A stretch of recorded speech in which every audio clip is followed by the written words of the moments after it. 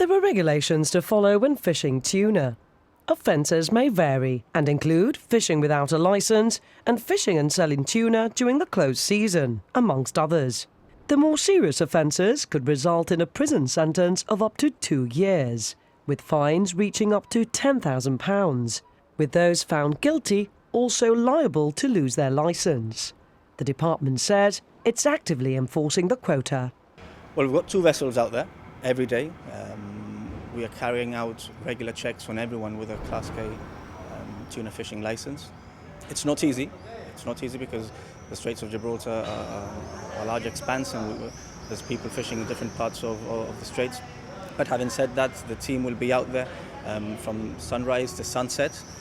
In addition to that, we're also working very closely with the Royal Gibraltar Police, who have been helping us over the course of the past 2 years in the management of the fishery.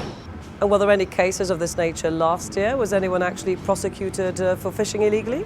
Last year, well, yes. I mean, there were a number of cases which were taken to court, actually. And in addition to that, the Environmental Protection and Research Unit of the department confiscated a number of specimens as well. A Class K licence is in fact required for recreational fishing, but who can obtain one of these?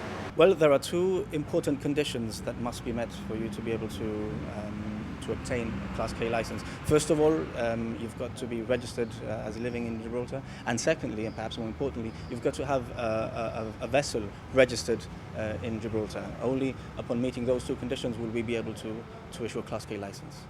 And does this mean that all of those in possession of a Class K licence can actually go out and fish tuna, just like that? They can. It doesn't necessarily mean that they'll catch a tuna.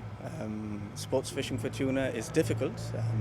I know that a lot of individuals, anglers, have bought new equipment and are very eager to go out there, but they'll be in for a surprise because it's not easy to catch a bluefin tuna, particularly the larger specimens which can weigh over 200 kilos, and it's something that is definitely not for the faint-hearted.